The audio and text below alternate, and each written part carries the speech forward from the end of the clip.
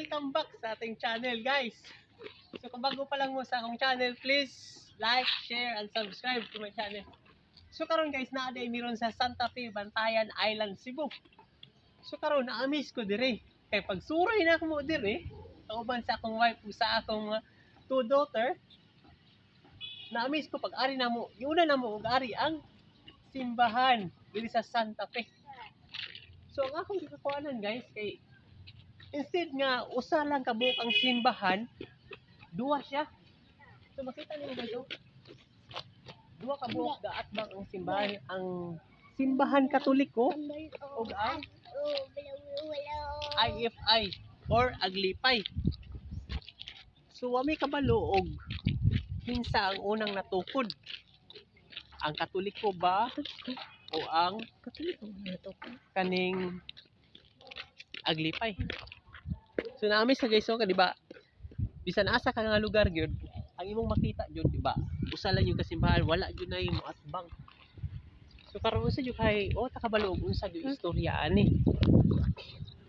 Oh, naa guys, oh. Wala takabalo og unsa gyud istorya ani kung kinsa ang una-una o kinsa ang ikadua. So atong tanawon guys, ang para ma-sure gyud nato nga simbahan yun ni siya. Murag sa tibuok siguro nga country guys, bisan asa ka nga country, Pilipinas man or sa other country, makita nimo nga wala gyud mag-atbang nga simbahan, di ba? So tanahon nato muna guys, ha. Oh. Muna ang IFI. Iglesia Filipina Independente. Muna siya guys, so ang meaning sa IFI or Aglipay. So tuyo ko na ko guys, ha. Walay cut. Tuyo ko na ko balik. Tanawa. O mao ni ang simbahan Katoliko guys.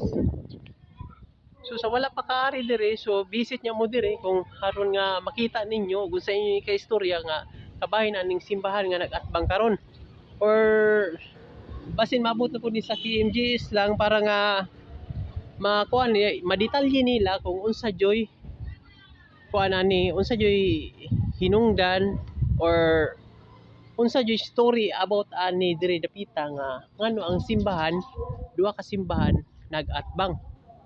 Oh na guys, oh. Na-amaze lang jud ko dire dapita guys. So ito na ha, oh. So aton libuton dai dire guys.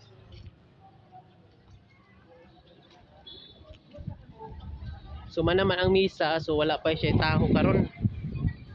Pero sa pikas kamisa na siya.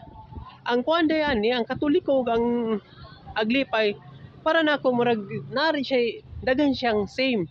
The same siya kay kana manggon nga magprosesyon.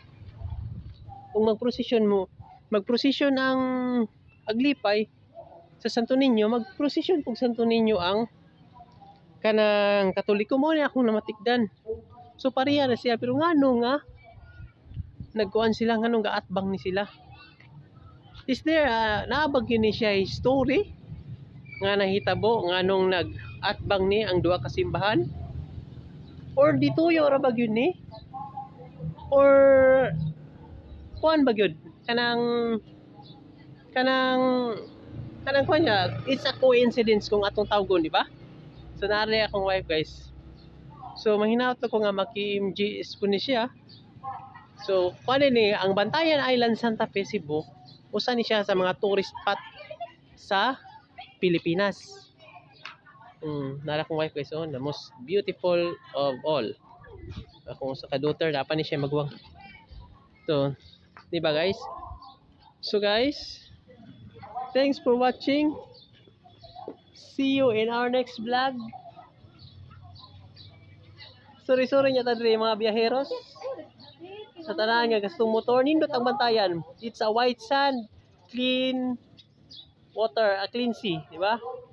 Thanks for watching.